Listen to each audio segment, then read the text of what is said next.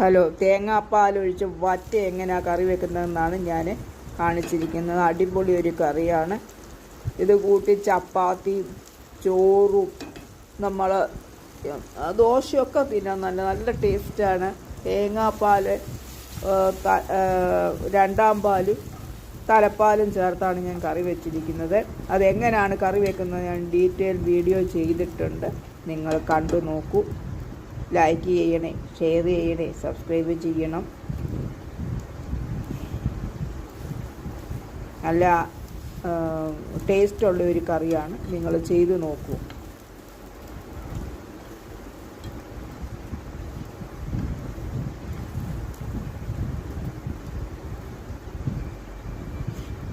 നമ്മൾ ആഹാരം എത്ര കഴിക്കുന്നെന്നറിയാതെ പോലും ഇരുന്ന് കഴിക്കും ഇതുപോലുള്ളൊരു കറി വെച്ച് നിങ്ങൾ ചോറ് കഴിച്ചാൽ.